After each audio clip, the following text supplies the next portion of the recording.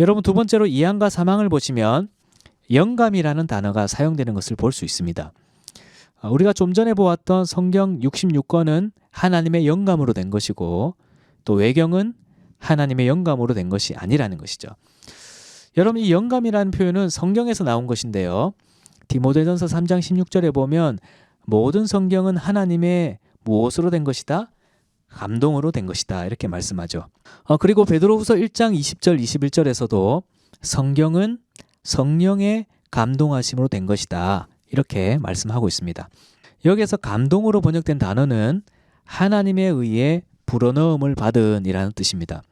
즉 이것은 하나님의 영감이라는 말로 사용할 수 있는데, 영감은 성경을 기록하는 일에 있어서 성경을 기록한 인간 기록자들에게 하나님의 특별하고 초자연적인 역사가, 그 은혜가 불어넣어졌다는 것을 말하는 표현입니다.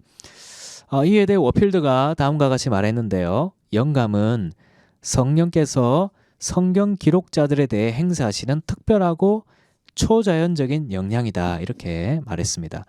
바로 그 하나님의 영감 때문에 그들의 말이, 그들의 기록이 곧 하나님의 말씀이고 정확무원 하나님의 말씀이 된다고 말했죠.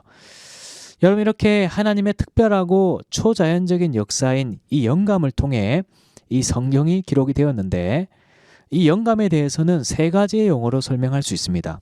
간단하게 말씀드리면 성경이 하나님의 영감으로 기록되었다는 것은 축자 영감이 되었다, 이렇게 말합니다. 이 축자 영감의 반대말은 사상 영감인데요. 그러니까 성경은 사상만 영감이 된 것이 아니라 성경의 글자 하나하나가 다 영감되었다는 것이 축자 영감입니다. 그리고 성경은 만전 영감이라고 하는데 이것의 반대말은 부분 영감입니다.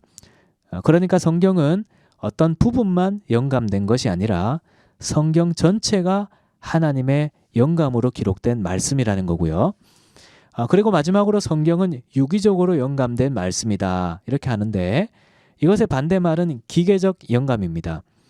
그러니까 성경을 기록한 사람들이 하나님에게서 기계적으로 받아 적은 그런 말씀이 아니라 하나님이 인간 저자들의 인격과 지식, 이런 모든 것들을 통해서 그런 것들을 사용하셔서 유기적으로 기록하게 하셨다는 말입니다. 중요한 것은 성경이 하나님의 특별하고 초자연적인 역사를 통해 기록되었다는 것을 말하는 것이겠죠. 여기에 대해 조금 더 관심이 있고 알기 원하는 분들은 다음 책을 참고하시면 되겠습니다. 여러분, 오늘 배운 것을 정리해보면 첫 번째는 기록된 하나님의 말씀은 구약 39권, 신약 27권이라는 점.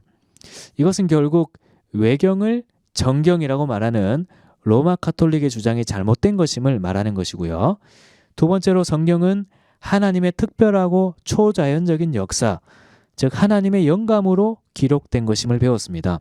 이것은 결국 초자연적인 계시를 부정하는 자들의 주장을 우리가 인정하지 않는 것임을 말하는 것이겠죠.